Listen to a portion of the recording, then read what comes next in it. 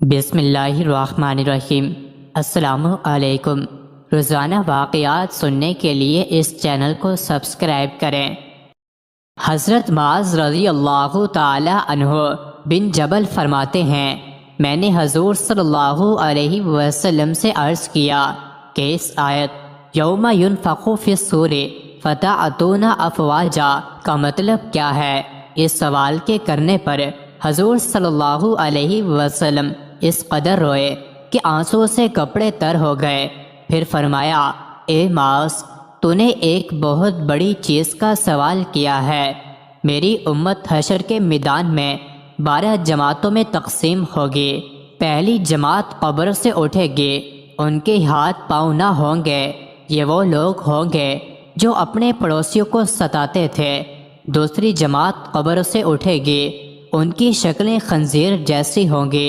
یہ وہ جماعت ہوگی جو نماز میں سستی اور غفلت کیا کرتی تھی۔ تیسری جماعت اپنی قبروں سے اس طرح اٹھے گی کہ ان کے پیٹ پہاڑوں کی طرح ہوں گے، ان میں سانپ اور بچھو بھرے ہوں گے۔ یہ وہ لوگ ہوں گے جو مال کی زکوٰۃ ادا نہ کرتے تھے۔ چوتھی جماعت قبروں سے اٹھے گی، ان کے منہ سے خون جاری ہوگا۔ یہ وہ لوگ ہوں گے جو اللہ تعالیٰ کے عہد و پیمان کے بدلے مال لیا کرتے تھے۔ پانچویں جماعت قبروں سے اٹھے گی، ان کے جسم پھولے ہوئے ہوں گے اور ان سے مردار کی بدبو سے سخت بدبو آئے گی۔ یہ وہ لوگ ہوں گے جو لوگوں کے ڈر کی وجہ سے چھپ کر گناہ کرتے تھے، اللہ تعالیٰ سے نہیں ڈرتے تھے۔ چھٹی جماعت قبروں سے کٹے ہوئے گلے والی اٹھے گی، یہ وہ لوگ ہوں گے جو جھوٹی گواہی دیتے تھے۔ ساتویں جماعت قبروں سے اٹھے گی، ان کے منہ میں زبانیں نہ ہوں گی بلکہ خون اور پیپ جاری ہوگی، اور یہ وہ لوگ ہوں گے جو جان بوجھ کر گواہی نہیں دیتے تھے۔ آٹھویں جماعت قبروں سے اوندے منہ اٹھائی جائے گی، یہ وہ لوگ ہوں گے جو زنا کیا کرتے تھے اور بغیر توبہ کے مر گئے۔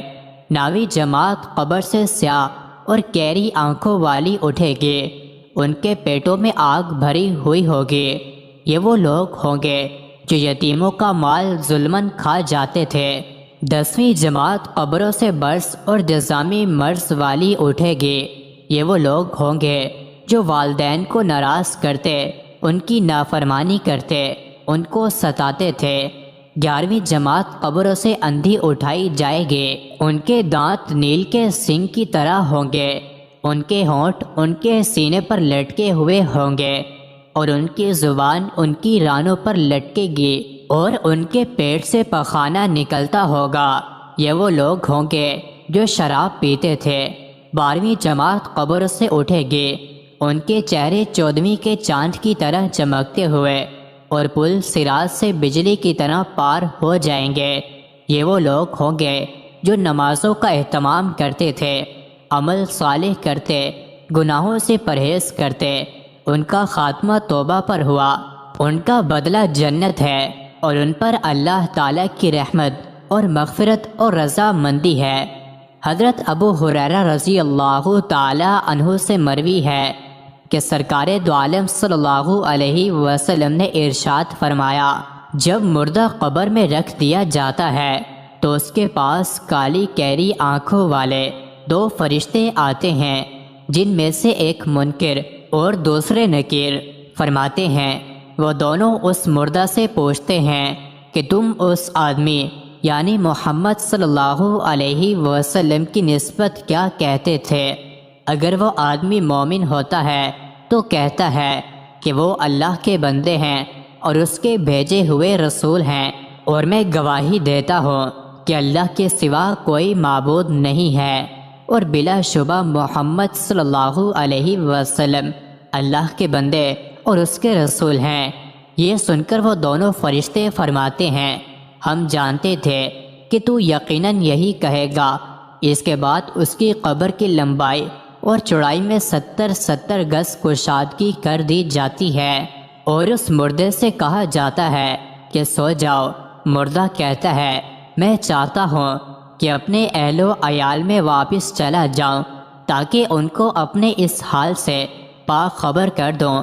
فرشتے اس سے فرماتے ہیں، تو اس دلہن کی طرح سو جا جس کو صرف وہی آدمی جگا سکتا ہے جو اس کے نزدیک سب سے محبوب ہو، یعنی ہر کسی کا جگانا اچھا نہیں لگتا، یہاں تک کہ اللہ تعالیٰ اس کو اس جگہ سے اٹھائے۔ اور اگر وہ مردہ منافق ہوتا ہے تو کہتا ہے کہ میں نے لوگوں کو جو کچھ کہتے سنا تھا وہی میں کہتا تھا، لیکن میں اس کی حقیقت کو نہیں جانتا۔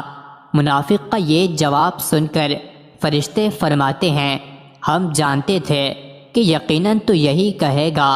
اس کے بعد زمین کو مل جانے کا حکم دیا جاتا ہے، چنانچہ زمین اس مردے کو اس طرح دباتی ہے کہ اس کی دائیں پسلیاں بائیں اور بائیں پسلیاں دائیں نکل آتی ہیں، اور اسی طرح ہمیشہ عذاب میں مبتلا رہتا ہے، یہاں تک کہ اللہ تعالیٰ اس کو اس جگہ سے اٹھائے گا۔